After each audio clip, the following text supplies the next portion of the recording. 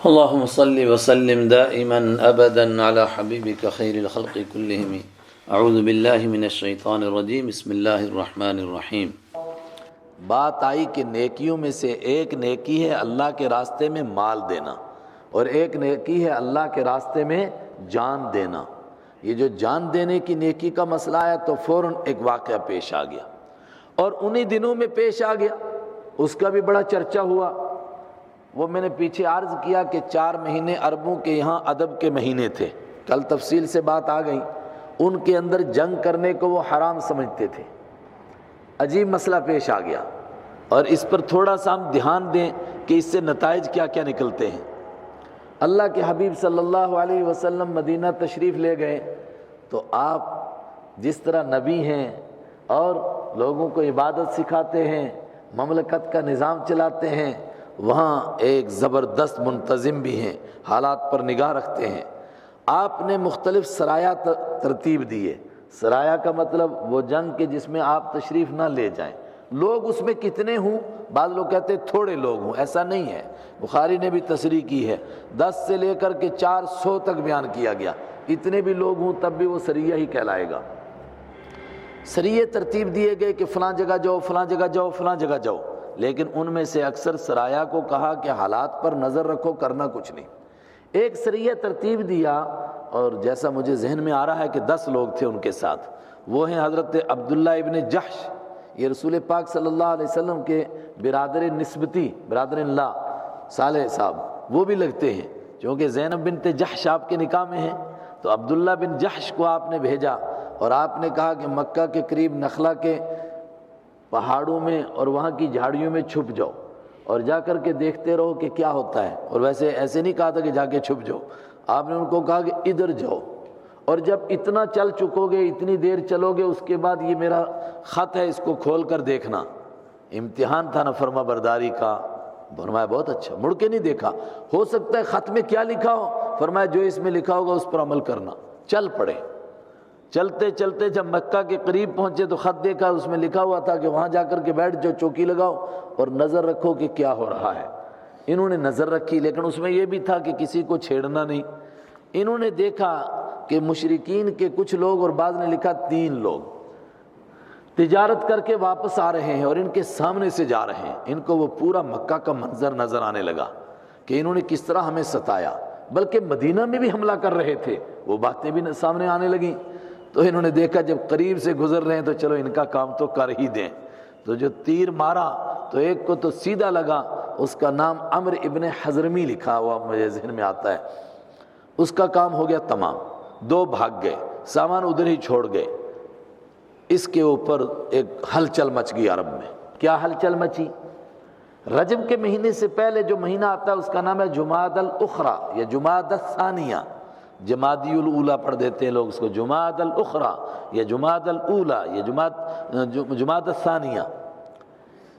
یہ سمجھے تھے کہ جمادی الثانیہ کی 30 تاریخ ہے، لیکن رجب کا چاند نظر آ گیا تھا، اور یہ رجب کی پہلی تاریخ تھی، اور رجب کے مہینے میں جنگ جائز نہیں تھی۔ اور جو بندہ مر گیا تو عربوں نے پورے ملک میں دھوم مچا دی۔ دیکھو جی، کہتے بڑے امن والے ہیں، امن پرست ہیں، کہتے ہم حرم کا احترام کرتے ہیں، ہم تو ملت ابراہیمی پر قائم ہیں، حرمت والے مہینے میں بندہ مار دیا۔ معلوم ہوا کہ اسلام کو بدنام کرنے کے لیے اس دور میں بھی لوگوں نے کوئی دقیقہ نہیں چھوڑا۔ اتنا بدنام کرنے کی کوشش ہوئی کہ کہا گیا ہے کہ ان حضرات کو بھی کچھ ذہنی پریشانی ہوئی کہ کہیں ہم سے کوئی بڑی غلطی تو نہیں ہو گئی، ایسا تو نہیں کہ ہم نے کوئی بہت بڑا جرم کر دیا ہے۔ خود آپ صلی اللہ علیہ وسلم نے بھی ناراضگی کا اظہار فرمایا۔ آپ نے تو اس لیے فرمایا کہ میں نے تمہیں کہا تھا چپ رہنا، تم نے کیوں مارا؟ اچھا، یہ اللہ کے نبی صلی اللہ علیہ وسلم کے حکم میں ذرا سی غلطی ہو گئی ماننے میں، حالانکہ وہ بھی جذبات سے ہوئی، ماننے کے جذبات سے، لیکن اس کا پتہ ہے نتیجہ کیا نکلا؟ دوسرے سال جب جنگ بدر پیش آئی تو یہی واقعہ جنگ بدر کا اصل سبب بنا ہے۔ کیسے؟ جنگ بدر کا سبب تو آپ کہیں گے وہ ابو سفیان کا قافلہ تھا، نہیں، ابو جہل جب لے کر کے لشکر کو نکلا نا، ایک مقام پر اس کو پتہ چلا کہ ابو سفیان کا قافلہ بچ گیا ہے، اس کو لوگوں نے کہا کہ چل واپس، اب کیا ضرورت ہے، اب کس لیے لڑنا ہے؟ اس نے کہا نہیں، حتی ننحر الجزور، ارے جائیں گے بدر میں، اونٹ ذبح کریں گے، کنجریاں ناچیں گی، شراب پیئیں گے، لوگوں کو پتہ چلے گا ہم کتنے بہادر ہیں، ایسے نہیں واپس چلتے۔ لوگوں نے کہا چھوڑ یار کیا کرتا ہے، اس پر لشکر پورا تیار ہو گیا واپس جانے کے لیے، تو اس نے اسی ابن حضرمی کے بیٹے کو تیار کیا، اور بعض نے کہا بھائی کو تیار کیا کہ دیکھ تیرے بھائی کو پچھلے سال مارا اور کوئی اس کا آج بدلہ نہیں لے رہا ہے، اس کا بدلہ لینا چاہیے کہ نہیں؟ اس نے کہا لینا چاہیے، تو کہا اٹھ دہائی دے کہ میں اکیلا رہ گیا ہوں، میرا کوئی یار و مددگار نہیں ہے۔ اور اس نے بڑا گندا کام کیا، عربوں کے رواج کے مطابق اس بے وقوف نے اپنے پورے کپڑے اتار دیے۔ یہ ان کے ہاں یہ علامت ہوتی تھی کہ میں بے یار و مددگار ہوں، میرا کوئی مددگار نہیں ہے، ننگا کھڑا ہو گیا۔ بس جیسے اس کو دیکھا لوگوں نے، لوگ جوش میں بھر گئے، انہوں نے کہا اچھا تیرے بھائی کو قتل کیا گیا ہے، ہم تو اس کا بدلہ لے کر رہیں گے۔ یہ پیش خیمہ بن گیا غزوہ بدر کا۔ معلوم ہوا سنت کی مخالفت نہیں ہونی چاہیے، اللہ کے حبیب صلی اللہ علیہ وسلم کے کسی حکم کی مخالفت نہیں ہونی چاہیے، ورنہ کامیابی نہیں ملے گی۔ وہ جو رجب کے مہینے میں بندہ قتل ہو گیا تو دھوم مچی، اسلام کو بدنام کرنے کے لیے قرآن نازل ہوا، عرش ہل گیا۔ عرش کیوں ہلا؟ کہ صحابہ کو لگا کہ ہم سے کوئی غلطی تو نہیں ہو گئی، ورنہ ان کو کون پوچھتا تھا۔ یسألونک عن الشہر الحرام، لوگ آپ سے پوچھتے ہیں حرمت والے مہینے کے بارے میں، یہی صحابی پوچھتے ہوں گے، اور یہ ہے مبدل منہ آگے بدل، قتال فیہ، یعنی ان مہینوں میں جنگ کرنے کے بارے میں پوچھتے ہیں کہ کرنی چاہیے کہ نہیں۔ اب مسئلہ کیا ہے؟ ایک طبقہ امت کا کہتا ہے کہ 10ویں پارے میں سورہ توبہ میں آ گیا کہ تم ان کے ساتھ کافتاً جنگ کرو، تو کافہ کا مطلب سب کے سب بھی اور ہر حالت میں بھی، اب حرمت کے مہینے کا کوئی اعتبار نہیں۔ لیکن بڑا طبقہ کہتا ہے کہ نہیں، اب بھی بالکل حالات اگر پرامن ہوں تو ہم کو ان مہینوں میں جنگ چھیڑنی نہیں چاہیے، لیکن اگر کوئی چھیڑ چکا ہو تو چھوڑنا نہیں چاہیے۔ لوگ پوچھتے ہیں آپ سے حرمت کے مہینوں کے بارے میں، قتال فیہ یعنی ان میں جنگ کرنے کے بارے میں، کہ جنگ جائز ہے یا ناجائز ہے۔ جواب، قل قتال فیہ کبیر، آپ کہہ دیجئے ہاں قتال جنگ کرنا فیہ ان مہینوں میں کبیر بڑی بات ہے، نہیں کرنی چاہیے۔ یہ حج کے مہینے ہیں، یہ عمرے کے مہینے ہیں، ان میں نہیں کرنی چاہیے۔ مگر ذرا اپنا منہ بھی تو دیکھو، تم نے کیا کیا کام کیے۔ صحابہ نے حرمت والے مہینے میں ایک بندے کو قتل کر دیا تو بدنام کرتے ہو، اور تم نے کیا کیا کام کیے ہیں سنو ذرا۔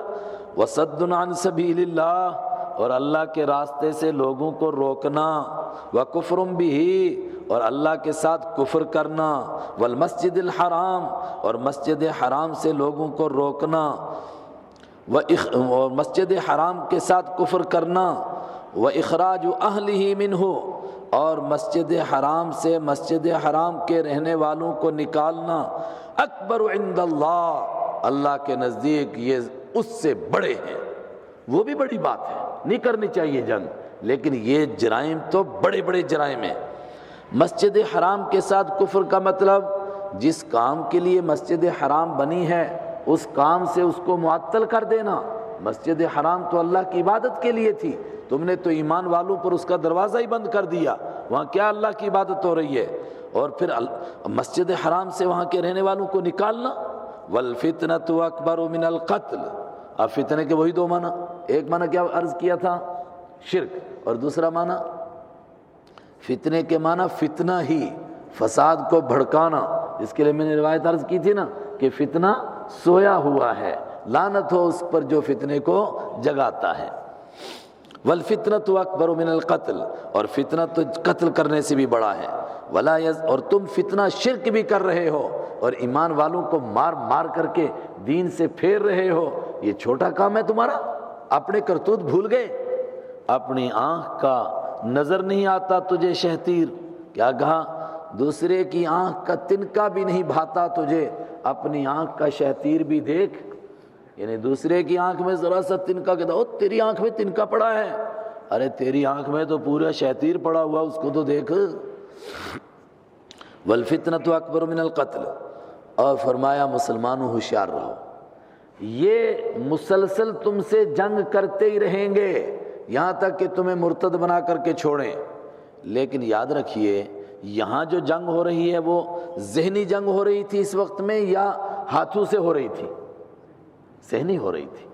اسی کو عربی کہتے ہیں الغزو الفکری، فکری جنگ زیادہ بڑی ہے۔ یہ جو بدنام کر رہے تھے نا اسلام کو تاکہ لوگ کنفیوژن میں مبتلا ہو جائیں، نہیں جی یہ دہشت گرد ہیں، یہ تو حرمت والے مہینے میں جنگ کرتے ہیں، یہ ذہنی جنگ ہے۔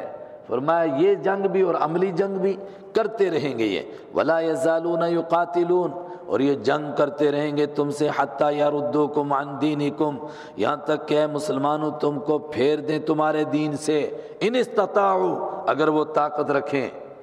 دیکھیے طاقت سے مار مار کر کے کسی کو مرتد کر دیا ہو، میں نے عرض کیا ایسے واقعات ہم کو نہیں ملتے ہیں۔ ایمان تو دل میں ہے نا، مار تو جسم کھائے گا، جب تک دل نہیں مانے گا۔ اگر زبان سے کسی نے کہہ بھی دیا کلمہ کفر تو کافر ہو جائے گا کیا؟ بولے نا، نہیں نہ ہوگا۔ تو اس لیے مار کر کسی کو نہیں پھیرا جاتا ہے۔ ہاں یہ جو الغزو الفکری ہے، کنفیوژن میں مبتلا کرنا، اسلام کے بارے میں شکوک و شبہات پیدا کرنا، اس کے ذریعے سے لوگوں کو دین سے پھیرا جا سکتا ہے۔ حتی یردوکم عن دینکم، یہاں تک کہ وہ پھیر دیں تم کو تمہارے دین سے، ان استطاعوا، اگر وہ طاقت رکھیں۔ اور اگر کوئی دین سے پھر گیا تو خدا کا کچھ بگاڑے گا۔ وَمَن يَرْتَدِدْ مِنْكُمْ عَنْ دِينِهِ، اور جو تم سے پھر جائے گا اپنے دین سے، فَيَمُتْ، پھر وہ مر جائے گا، وَهُوَ كَافِرٌ، اس حال میں کہ وہ کافر ہی ہوگا، فَأُولَٰئِكَ حَبِطَتْ أَعْمَالُهُمْ، یہ وہ انسان ہے، یہ ایسے لوگ ہیں ان کے تمام اعمال اکارت ہو جائیں گے، برباد ہو جائیں گے، فی الدنیا والآخرہ، دنیا میں بھی اور آخرت میں بھی۔ دنیا میں کیسے برباد ہوں گے؟ مسلمان کا لڑکا تھا کافر ہو گیا، جائیداد سے محروم، باپ کی جائیداد میں حصہ نہیں ملے گا۔ مسلمان تھا کافر ہو گیا، مرد تھا تو بیوی سے محروم، فوراً نکاح ٹوٹ گیا، اب بیوی اس کی نہیں رہے گی۔ اور کافر ہو گیا، مرتد ہو گیا، اب بچوں کی طرف سے بھی محروم، چونکہ وہ اس کا ذہنی طور پر ساتھ نہیں دیں گے، اگرچہ خرچہ پرچہ بھی، وہ الگ مسئلہ ہے۔ آخرت میں کیا ہو گیا کہ جتنے اعمال تھے ان کے اوپر کوئی ثواب ملے گا نہیں۔ اللہ اکبر۔ یہاں ایک تھوڑی سی بحث بھی ہے۔ وہ کیا بحث ہے؟ یہ تو ہے کہ کافر ہی مر گیا تو اگر واپس آ گیا تو اعمال واپس آئیں گے کہ نہیں آئیں گے؟ بات سمجھیں، آدمی مرتد ہو گیا تھا نعوذ باللہ، واپس آ گیا، اعمال واپس آئیں گے کہ نہیں آئیں گے؟ فقہا کا ایک طبقہ کہتا ہے کہ آ جائیں گے، اور ایک طبقہ کہتا ہے کہ نہیں آئیں گے، وَنَحْنُ مِنْهُمْ۔ کیسے نہیں واپس آئیں گے؟ ایک آدمی نے حج کیا تھا، نعوذ باللہ، اللہ معاف کرے، پھر مرتد ہو گیا، اب دوبارہ ایمان قبول کیا اور مالدار ہے، وہ حج اس کا باقی ہے کہ نہیں ہے؟ اگر باقی ہے تو اب کرنے کی ضرورت نہیں، اور اگر باقی ہے نہیں ہے تو اب دوبارہ حج کرنا پڑے گا۔ احناف کہتے ہیں کہ وہ حج باقی ہے، باقی نہیں، دوبارہ کرنا پڑے گا، اور ایک طبقہ کہتا ہے کہ وہ حج باقی ہے، اب دوبارہ کرنے کی ضرورت نہیں ہے۔ حج میں ہی یہ مسئلہ پیش آئے گا، باقی روزے اور زکوٰۃ وغیرہ میں یہ مسئلہ پیش نہیں آئے گا۔ وَمَن يَرْتَدِدْ وَأُولَٰئِكَ أَصْحَابُ النَّارِ، اور یہ لوگ آگ والے ہیں، جہنم والے ہیں، ہم فیہا خالدون، مرتد ہمیشہ جہنم میں رہے گا۔ تو جن لوگوں نے یہ اللہ کے راستے میں جہاد کیا تھا، اب ان کا دل مطمئن ہو گیا، وہ جن سے وہ بندہ مر گیا تھا کہ ہم سے کوئی یہ بڑا جرم نہیں ہوا، ان کے بڑے بڑے پاپوں کے مقابلے میں یہ کوئی جرم نہیں ہے، دل مطمئن ہوا۔ لیکن پھر سوچتے تھے ثواب بھی ملا کہ نہیں ملا؟ اتنے چکر لگایا، اتنی قربانی دی، ثواب بھی ملا نہیں ملا؟ ان الذین آمنوا، بے شک وہ لوگ جو ایمان لائے، والذین ہاجروا، اور وہ لوگ جنہوں نے ہجرت کی، وجاہدوا فی سبیل اللہ، اور اللہ کے راستے میں جہاد کیا، اولئک یرجون رحمت اللہ، یہ وہ لوگ ہیں جو اللہ کی رحمت کی امید کرتے ہیں۔ تم کو بھی اللہ کی رحمت کی امید کرنی چاہیے، ضرور ثواب ملے گا۔ واللہ غفور الرحیم، اور اگر کوئی خطا اور لغزش ہو بھی گئی، کم سے کم یہ تو ہو گئی نا کہ آپ نے نہیں کہا تھا جنگ کرنے کے لیے، کر لی تو، لیکن یہ اجتہادی خطا ہو گئی، اللہ بخشنے والا ہے، رحم کرنے والا ہے۔ مجتہد کے لیے یہاں تک کہ وہ امام بھی ہو جائے، امام اعظم ابو حنیفہ بھی بن جائے، اس کو کوئی امام معصوم نہیں کہتا ہے کہ وہ معصوم ہیں، نہیں، المجتہد یخطی و یصیب، مجتہد غلطی بھی کر سکتا ہے اور مجتہد صحیح مقام کو بھی پہنچ سکتا ہے۔ اور دیکھیے جو اجتہاد والوں کا آپس میں اختلاف ہے نا، وہ کیسا اختلاف ہے۔ حضرت امام ابو حنیفہ رحمۃ اللہ علیہ کی ایک سوچ ہے، مگر اس کے ساتھ میں کیا کہنا ہے ہم کو، ہو سکتا ہے کہ یہ درست ہو اور ہم سمجھتے ہیں کہ یہی زیادہ درست ہے، لیکن یہ بھی ممکن ہے کہ یہ درست نہ ہو اور دوسرے کی سوچ درست ہو۔ اور حضرت امام شافعی، مالک، احمد بن حنبل وہ ایک سوچ کے ہیں۔ ضابطہ کیا ہے، اصول کیا ہے، ان کو بھی یہی کہنا ہے کہ ہماری تحقیق کے مطابق مسئلہ یہ ہے، لیکن ممکن ہے کہ وہی زیادہ بہتر ہو جو امام ابو حنیفہ کہہ رہے ہیں۔ تو کوئی جھگڑا باقی رہا؟ جھگڑا تو ان کا ہے کہ جو صرف مستحبات کے لیے چھوٹی چھوٹی آستینیں، بھائی اگر ہاتھ نیچے کر لیں گے تو نماز نہیں ہوگی، کہتے ہو جائے گی، کچھ ثواب میں کمی ہوگی، کہتے ثواب میں کمی بھی کچھ نہیں ہوگی، تو پھر کیوں ایسا کر رہے ہو، کہتے پھر جھگڑا تو نہیں نہ ہوگا، مسئلہ تو ہم کو جھگڑا کرنا ہے نا۔ یسألونک عن الخمر والمیسر، دونوں پہلو سے نیکیاں ہوتی ہیں، کچھ کرنے کے کام نیکی کے ہوتے ہیں اور کچھ گناہوں سے بچنا نیکی ہوتی ہے۔ بات سمجھیں، بیان کس کا چل رہا ہے، نیکیوں کا۔ اب تک ان نیکیوں کا تذکرہ تھا جن کو کرنے سے نیکی ملتی تھی، اور اب کچھ وہ کام بھی سنیے کہ جن کو چھوڑنے سے نیکی ملتی ہے۔ ان کاموں کو چھوڑو تو نیکی ملے گی، اور ان میں سے ایک شراب بھی ہے اور ایک جوا بھی ہے، ان کو چھوڑو تو نیکی ملے گی۔ شراب کے بارے میں تفصیل تھوڑی سی پیچھے عرض ہوئی، اب دوبارہ عرض کر دیتا ہوں، چونکہ یہ عربوں کی گھٹی میں پڑی ہوئی تھی، پانی سے زیادہ شراب پیتے تھے، اٹھتے بیٹھتے شراب، سوتے جاگتے شراب، ہر وقت میں شراب۔ اور یہی حال جوئے کا تھا، جس طرح آج دنیا بھر جوئے کی لپیٹ میں ہے، اسی طرح ان کے ہاں بھی جوا، لاٹری، ہر وقت میں یہ ایسا کرو گے ایسا، ایسا کرو گے ایسا، ایسا کرو گے ایسا۔ ابھی مجھے پیچھے فون آیا، آپ کا ہمارے ہاں اکاؤنٹ ہے، میں نے کہا ہاں ہے، کہتا ہے ہم کچھ آفر دے رہے ہیں آپ کو کہ آپ یہ نمبر لکھ لو، اگر آپ کا کارڈ گم ہو گیا تو ہم آپ کو اتنے پیسے دیں گے، یہ دیں گے، وہ دیں گے، وہ دیں گے، وہ دیں گے۔ میں نے کہا ٹھیک، تو مجھے تو کچھ نہیں دینا، کہتے نہیں یہ فری میں آفر ہے سب۔ لاسٹ میں کہتا ہے سر آپ یس کرتے ہیں کہ نو؟ میں نے کہا ڈیٹیل بتاؤ نا، مجھے تو نہیں کچھ دینا ہے۔ کہتا ہے صرف آپ کو 1100 روپیہ دینا ہے۔ میں نے ابھی تو کہہ رہا تھا کہ فری میں، اب کہتا ہے 1100 دینا ہے۔ میں نے کہا اگر میرا کارڈ گم ہوا تو آپ نے مجھے یہ چیزیں دینی، اگر نہیں گم ہوا تو پھر کیا دینا ہے؟ کہتا ہے پھر تو کچھ نہیں دینا۔ میں نے کہا وہ میرے 1100 کہاں گئے؟ کہتا ہے وہ پھر جن کے گم ہوں گے ان کو ملیں گے نا۔ اسی کا نام تو لاٹری، یہی تو چوہا ہے۔ یہ ان کے یہاں بھی بالکل رگوں میں گھسا ہوا تھا، اس لیے اسلام نے اس کو آہستہ آہستہ بند کیا۔ سب سے پہلے سورہ نحل کی آیت نازل ہوئی، فرمایا ہم نے تم کو کتنی اچھی اچھی نعمتیں دی اور ایک انگور بھی دیا، اور اس میں سے رزقاً حسنا، اچھی روزی بھی تم بناتے ہو، لیکن سکارا، وہ ایک پاگل بننے والی چیز بھی بناتے ہو۔ دوسرا مسئلہ یہی نازل ہوا، یسألونک عن الخمر، دوسرا مقام، لوگ آپ سے پوچھتے ہیں شراب کے بارے میں اور جوئے کے بارے میں، قل فیہما اثم کبیر، کہہ دیجئے اس میں بڑا گناہ ہے، ومنافع للناس، اور لوگوں کے لیے نفع بھی ہے۔ دیکھو کیسا حقیقت کا اعتراف کرنے والا دین ہے، جو چیز ہے اس کو مانتا ہے، گراؤنڈ کی باتیں مانتا ہے، حقائق کا اعتراف کرتا ہے۔ کوئی کہے یار آپ کہتے ہو کہ شراب میں کچھ بھی فائدہ نہیں، اور یار کچھ دیر کے لیے آدمی نالی میں گرتا ہے لیکن سکون تو ملتا ہے نا، وہ سمجھتا ہے کہ آسمانوں پر گھوم رہا ہوں، ہوتا ہے نالی میں پڑا ہوا، تو اتنا سا تو ملا نا، کم سے کم چہرہ تھوڑی دیر کے لیے نکھر جاتا ہے، بعد میں اگرچہ لٹک ہی جائے لیکن تھوڑی دیر تو کچھ ہوتا ہے نا۔ تو قرآن نے کہا کہ ہاں نفع ہیں تھوڑی دیر کے لیے، اور جوئے میں بھی کبھی کبھی فری میں مال ملتا ہے، لیکن کبھی کبھی عرب ایسا جوا بھی کھیلتے تھے بیوی بھی جاتی تھی، جب پیسے ہار گئے، پیسے تھے نہیں، کہتے آپ اس پر جوا کھیلو، میں جیت گیا تیری بیوی میری، اور ہار گیا تو بس بیوی بھی گئی اس کی۔ تو نفع کچھ نہ کبھی کبھی مل جاتا ہے، اس کا ہمیں اعتراف ہے، لیکن اسمہما اکبر، ان کا گناہ زیادہ بڑا ہے، من نفعہما، ان کے نفع سے۔ اور انسان کی سمجھ کا تقاضا ہے کہ جب گناہ بڑا ہو اور نقصان زیادہ ہو، اور گناہ زیادہ ہو، نقصان زیادہ اور نفع کم ہو، تو اس چیز کو چھوڑ دینا چاہیے۔ چنانچہ ایک بڑے طبقے نے بس اسی کے اوپر چھوڑ دیا شراب کو۔ پھر تیسرے نمبر پر وہ آیت نازل ہوئی جس میں کہا گیا کہ نماز کے وقت میں شراب مت پیو، حرام نہیں ابھی کیا، چوتھے نمبر پر 7ویں پارے کی آیت نازل ہوئی، فرمایا یہ سب کے سب عمل الشیطان، شیطان کے کام ہیں، فاجتنبو، بچو ان سے۔ بس جیسے کہا بچو ایسے بچے کہ مدینہ میں پھر دوبارہ کسی کو شراب نظر نہیں آئی، نہ کسی کو جوا نظر آیا۔ اللہ تعالیٰ سارے ایمان والوں کو بچائے۔ شراب سے انسان کس قدر پریشان ہیں وہ انشاءاللہ 7ویں پارے میں آئے گا، وہاں عرض کریں گے۔ وَإِثْمُهُمَا أَكْبَرُ مِن نَفْعِهِمَا، اور ان دونوں کا گناہ زیادہ بڑا ہے ان کے نفع سے۔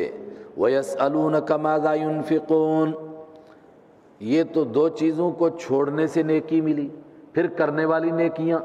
لوگ پھر پوچھتے ہیں آپ سے ماذا ينفقون، کیا خرچ کریں، لیکن اب ذہنوں میں کیا چیز ہے پوچھنے کی؟ وہاں تو پوچھا تھا کیا خرچ کریں اور مطلب تھا کہ کس کو دیں، اور اب جو پوچھا کیا خرچ کریں، مگر ذہنوں میں مسئلہ کیا ہے کہ کتنا مال دیں، آدھا دیں، چوتھائی دیں، تہائی دیں، پورا مال دیں، کتنا دیں اللہ کے راستے میں۔ زکوٰۃ کا مسئلہ نہیں، عام خیرات، کتنی خیرات کرتے رہیں، صبح و شام کوئی مانگنے والا، کوئی فقیر، کوئی غریب آیا، کتنا دیں؟ جواب قُلِ الْعَفْوَ، آپ کہہ دیجئے کہ جتنا بچ جائے، عفا یعفو، عفوا بچی ہوئی چیز، جتنا بچ جائے، ضرورت سے بچ جائے، جتنا تمہاری حاجت اصلیہ سے بچ جائے، جس کے بغیر تم اپنی زندگی چلا سکتے ہو اتنا دے دو۔ اور ابو بکر صدیق رضی اللہ تعالیٰ عنہ سارا دے دیں تو کوئی حرج نہیں ہے، اس لیے کہ ایمان وہاں پہنچ گیا ہے کہ جہاں ہونے اور نہ ہونے کا تصور باقی نہیں رہا ہے۔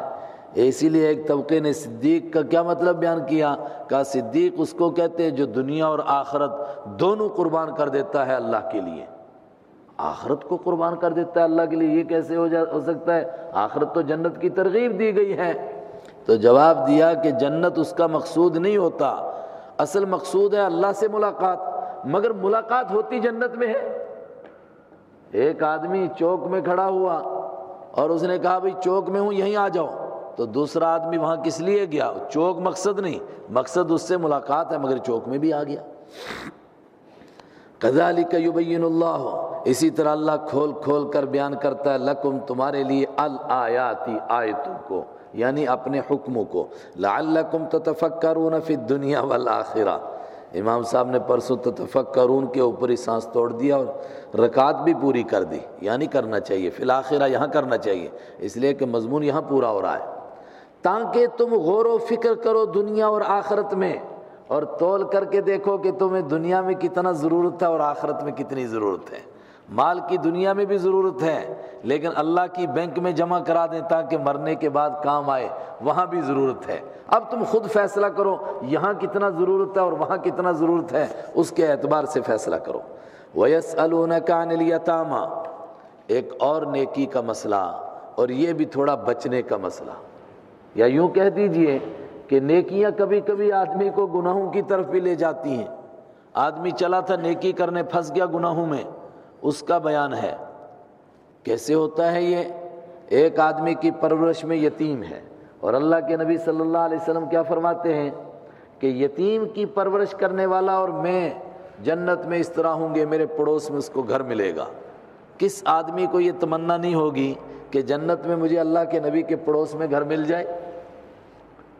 عبداللہ ابن مبارک رحمۃ اللہ علیہ کے زمانے میں ان کے پڑوس میں ایک یہودی تھا، مکان بیچ رہا تھا، خریدنے والا آیا، اس نے مکان کی قیمت 10 گنا بتائی۔ مثلا مکان تھا 1 لاکھ کا، کہتا ہے 10 لاکھ۔ اب ہر آدمی سمجھتا ہے 10 لاکھ تو مکان کی قیمت نہیں ہے، تو اتنا زیادہ کیوں بتا رہا ہے؟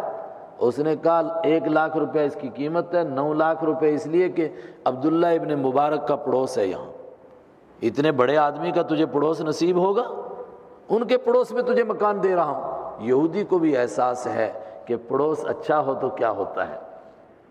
اللہ کے حبیب کا پڑوس نصیب ہو جائے جنت میں، کون نہیں چاہے گا؟ فرمایا میرا پڑوس چاہتے ہو تو یتیم کی پرورش کر لو، لیکن روزے معاف کروانے گئے، نمازیں گلے پڑی، ایسا بھی ہو جاتا ہے۔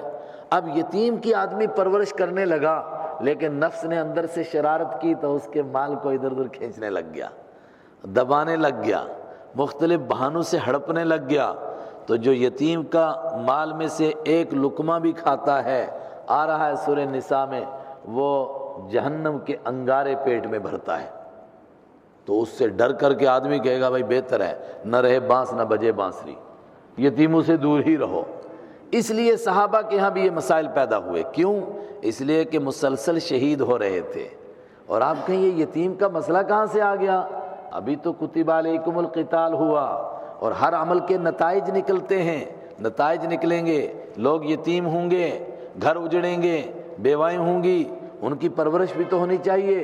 تو لوگ یتیم ہوئے، بچے یتیم ہوئے، صحابہ کے پاس ہر گھر کے اندر کوئی نہ کوئی یتیم بچہ تھا، ان کی پرورش ہو رہی تھی، تو کس طرح اس کو نبھائیں؟ فوراً اس کے لیے سوال پیدا ہوا، جواب دیا جا رہا ہے، سنو۔ وَيَسْأَلُونَكَ عَنِ الْيَتَامَىٰ، لوگ آپ سے پوچھتے ہیں یتیموں کے بارے میں کیا کریں۔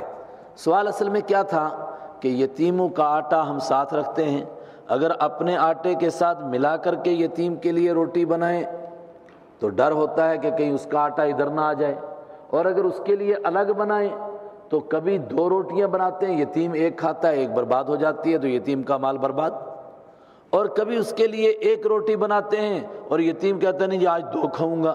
تو جب عورتیں روٹی بنا کر کے فارغ ہو کر بیٹھ گئیں، اب وہ کہیں نہیں دوبارہ آٹا گوندو، دوبارہ میرے لیے روٹی یہ زیادہ مشقت کی بات۔ جواب، قل اصلاح لہم خیر، آپ کہہ دیجئے اصلاح، بہتری کرنا، لہم ان کے لیے، خیر یہی نیکی ہے۔ ملا کر کے تمہیں لگتا ہے کہ اس میں ان کا فائدہ ہے تو ملا لو، اور جدا کر کے لگتا ہے کہ اس میں ان کے لیے بہتری ہے تو جدا کر لو۔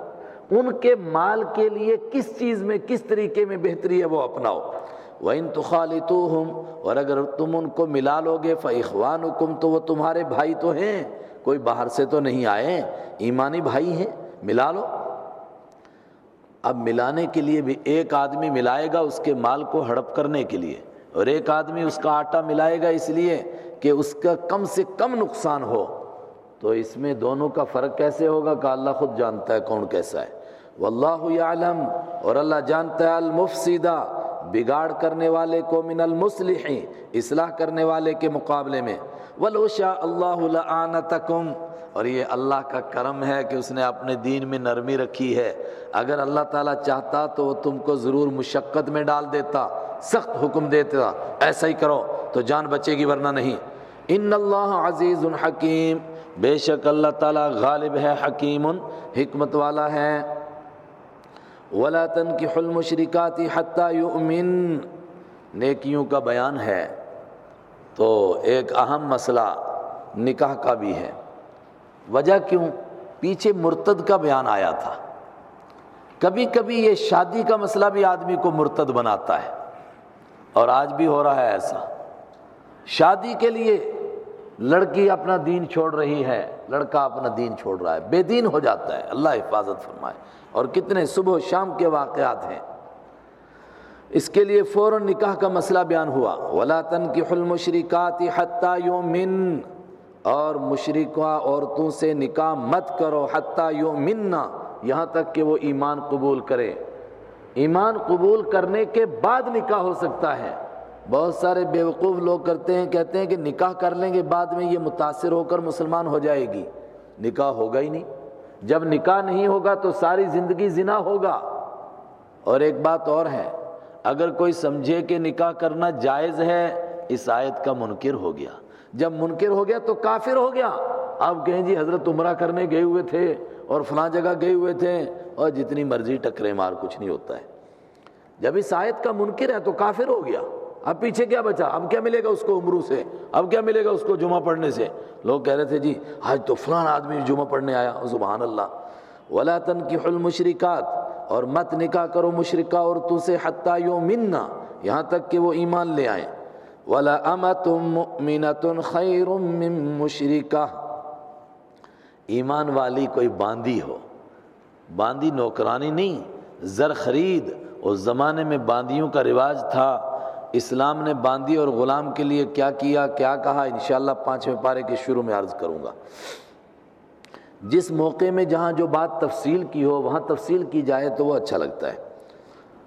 امۃ مؤمنۃ، زر خرید لڑکی ہے، کسی کی خریدی ہوئی، اور اس کے خریدنے کے بعد اس کے یہاں یا تو وہ خود اس کو اپنے پاس رکھ سکتا ہے اپنے نکاح میں، اور یہ بھی جائز ہے اس کے لیے کہ اس کو اپنی بیٹی کی طرح بنا لے اور دوسرے کے نکاح میں دے دے.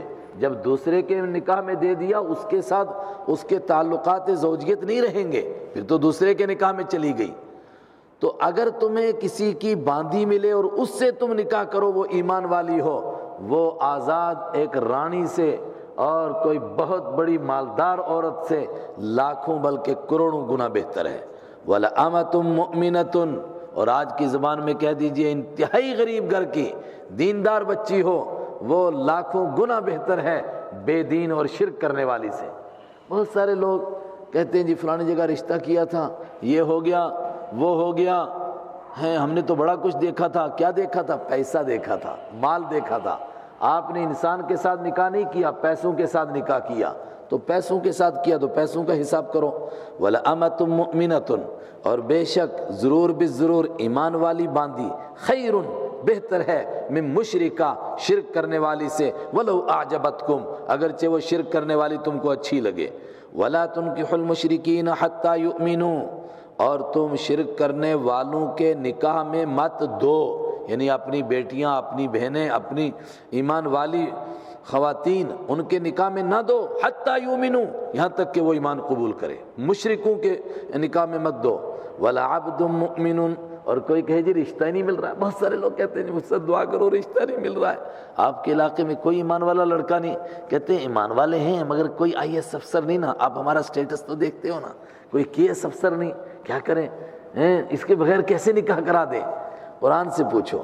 ولا عبد مؤمن، ایمان والا غلام، زر خرید انسان جو کسی کا غلام ہے، اس کو بھی اجازت ہے کہ وہ کسی کے ہاں نکاح کر لے. وہ غلام اس کو رشتہ دے دو اپنی بیٹی کا، وہ بہتر ہے من مشرکن شرک کرنے والے بدبخت سے. ولو اعجبکم، اگرچہ وہ شرک کرنے والا تم کو اچھا لگے. جب قرآن پاک نے کہا تھا نا اچھا لگے، تو اس میں سب سے اہم پہلو اس کی صورت کا تھا. سیرت کا مسئلہ تو ہو گیا نا کہ وہ مشرک ہے، لیکن آج کوئی اچھا شچھا نہیں، نہ کوئی خاندان رہا، نہ شکل نہ صورت. آج پیسہ پیسہ پیسہ. IAS افسر ہے جی، کیسا ہے کہ کالے سے ذرا طبیعت سے تھوڑا زیادہ کالا ہے، کوئی فرق نہیں پڑتا ہے، کلر کا کوئی اعتبار نہیں ہے، پیسہ ہونا چاہیے. ہائے ہائے ہائے بدقسمتی. یہ دور مادیت کا دور ہے، یہ پیسے کے پجاریوں کا دور ہے. پیسے کے لیے سب کچھ بک رہا ہے، اخلاق بک رہے ہیں، کردار بک رہے ہیں. اولئک یدعون الی النار، یہ شرک کرنے والے بلاتے ہیں تمہیں جہنم کی طرف. اور اللہ جو کہہ رہا ہے کہ دین کو دیکھو، چاہے باندی ہو اور چاہے غلام ہو، وہ کس لیے کہہ رہا ہے؟ واللہ یدعو الی الجنہ، اللہ تم کو بلا رہا ہے جنت کی طرف. نیک لوگوں کے ساتھ رشتے ہوں گے تم بھی نیک بنو گے. والمغفرۃ، اور اللہ بخشش کی طرف بلا رہا ہے اپنے حکم سے. ویبین آیاتہ للناس لعلہم یتذکرون، اور اللہ تعالیٰ کھول کھول کر بیان کرتا ہے اپنی نشانیوں کو تاکہ وہ تم یتذکر، لوگوں کے لیے تاکہ لوگ نصیحت حاصل کریں. صدق اللہ مولانا العظیم.